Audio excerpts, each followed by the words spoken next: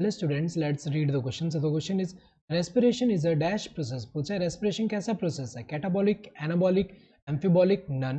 तो रेस्पिरेशन हमें पता है क्या है, it is the process of liberation of energy by breaking down of respiratory substrate. Respiratory substrate जो है, रेस्पिरेटरी सबस्ट्रेट जो है, इसका क्या हो रहा है, इसका ब्रेकडाउन हो रहा है, ब्रेकडाउन हो रहा है. और ब्रेकडाउन होने से यहाँ पे क्या हो रहा है, एनर्जी लिबरेट हो रहा है. तो ब्रेकडाउन होने से जो बॉन्ड जो ब्रेक होने से एनर्जी लिबरेट हो रहा है, तो वो एनर्जी जो लिबरेट हो रहा है, एनर्जी वो किस फॉर्म में स्टोर हो रहा है, एटीपी के फॉर्म में. तो अगर देखा जाए एटीपी के फॉर्म में यहाँ पे एनर्जी जो है ये प्रोड्यूस हो रहा है. तो अगर हम देखें रेस्पिरेटरी सबस्ट्रेट में क्या आता है, फैट हो सकता है, कार्बोहाइड्रेट हो सकता है, कार्बोहाइड्रेट, देन प्रोटीन्स.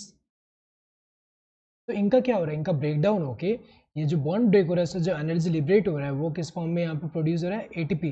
तो किस फॉर्म में यहाँ पे स्टोर हो रहा है, एटीपी के फॉर्म में स्टोर हो रहा है. तो अगर हम देखिए जो एटीपी है यहाँ पे ये प्रोड्यूस हो रहा है, तो यहाँ ब्रेकडाउन हो रहा है. तो ब्रेकडाउन होना मतलब हमें पता है कि ब्रेकडाउन क्या होता है, कैटाबॉलिक.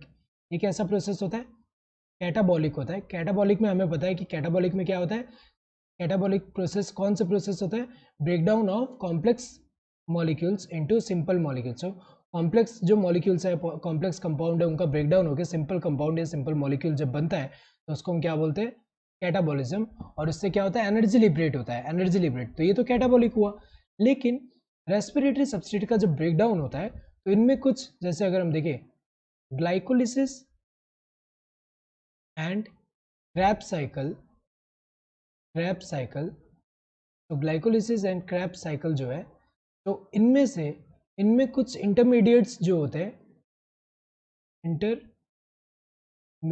जो होते हैं, ये दूसरे प्रोडक्ट के सिंथेसिस में इन्वॉल्व होते हैं. तो अगर हम देखें कुछ ब्रेकडाउन तो हो रहा है, लेकिन साथ साथ में इसमें जो प्रोसेस के बीच में जो इंटरमीडिएट्स फॉर्म होते हैं वो दूसरे प्रोडक्ट के सिंथेसिस में भी यूज हो जाते हैं. तो अगर हम देखें यहाँ पे, तो वो कौन से, जैसे कि यहाँ पे कार्बोहाइड्रेट, कार्बोहाइड्रेट,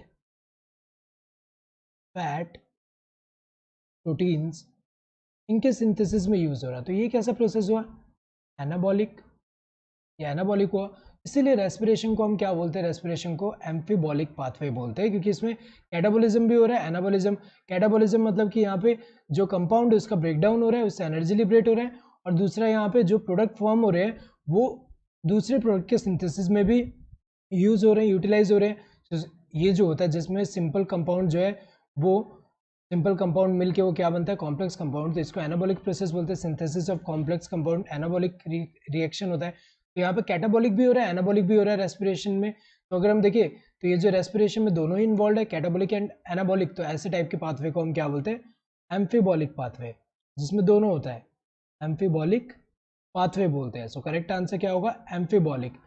नन तो नहीं होगा, कैटाबॉलिक अकेले सिर्फ कैटाबॉलिक नहीं है, सिर्फ एनाबॉलिक भी नहीं है. यहाँ पे क्या है, अगर हम देखें यहाँ पे एम्फीबॉलिक पाथवे जिसमें दोनों कैटाबॉलिक भी हो रहा है, ब्रेकडाउन भी हो रहा है और सिंथेसिस भी हो रहा है कुछ कंपाउंड्स का. सो करेक्ट आंसर कौन सा, this third one. Hope you understood the question. Thank you and all the best.